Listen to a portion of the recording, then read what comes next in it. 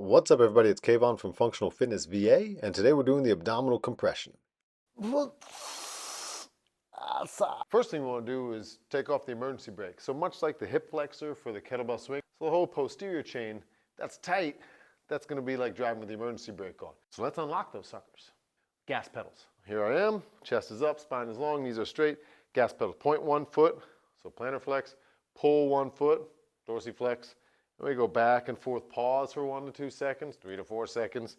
At each position, the side where you're dorsiflexed, where your foot's pulled towards you, that side you're going to feel a little more tension across, slightly uncomfortable, good. And you go back and forth, 10 on each side. You want to make it a challenge and slightly uncomfortable so you can be as tall as you can be, maybe even forward some. Again, as long as your spine is long. I'm not coming forward because I hunch over. Long spine from whatever position you're in, gas pedaling back and forth. That should start to unlock some stuff. Start. Articulate vertebrae by vertebrae. Round your back shoulders. Hinge through your hips. Fold over. Down as far as you can without having to force, crank down there with speed. You want this to be, again, slightly uncomfortable, a little discomfort. In the back side here, and again, anywhere from your hips, your glutes, down to the back of your heel, ankle.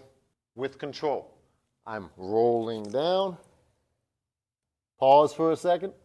Unroll back up. Flat ground is great. Slant board, I think even better, because again, now we're challenging the whole posterior chain a little more. The tricky part of this is you can't stand all the way up at the top, or at least most people can't, or else you're going to go tumbling backwards. So don't do that. Feet parallel. Woo, a little tight on those ankles. Round, hinge, get as far as you can with control. All the way back up. Don't stand up all the way.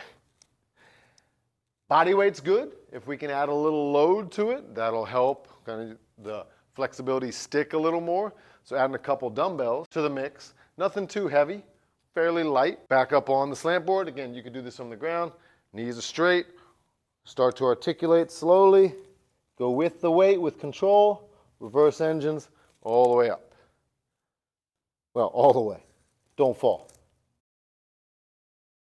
10 reps, pretty good place to go with that one. In a session, I don't mind doing that a little bit beforehand just to make sure, again, my emergency brake is off so I can drive my car. Once you got that, we can move into the compressions. Position, setup. Initially, I want to be tall through my spine. I'm then going to find the ground by rounding down through my chest. Round down through my chest. What I don't want to do is start by tipping the bowl of the pelvis, right, with a big posterior pelvic tilt to get down there. So I'm not slouching through my entire back. I'm coming down through my shoulders and rib cage to find the ground. Where are you finding the ground? Initially, start near your hips, where you can put some weight into them. Rounding a little bit, again, shoulders down, keeping this neutral to begin with, because as you do the compression, you're gonna get a posterior pelvic tilt. Your lumbar spine is gonna round a little bit. That's fine during the movement, but on the setup, I come down from up top. We're trying to get tension. Pecs, lats, tricep engaged. That's going to help me with feed forward tension to move my legs by tightening my abs. So find a position you can get to without it being too much of a challenge on your hamstrings and your posterior chains flexibility. Come down into it. Pack and tighten into the floor. Take a breath in. Hiss. Squeeze your quads, push and lift, back down. Now, watch out for this one. This is cramp city. Anywhere along this chain that's working, this is a shortened position where you might get a cramp. A good place to start for a lot of people is a single leg version. That's going to be less overall abdominal work, still the same amount of leg work on the leg that's moving. Same principles though.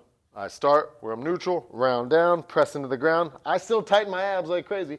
Pack. Press into the ground, 1, down. Alternating is good here because that gives that leg a chance to relax so it doesn't cramp too much or at all. And then the other.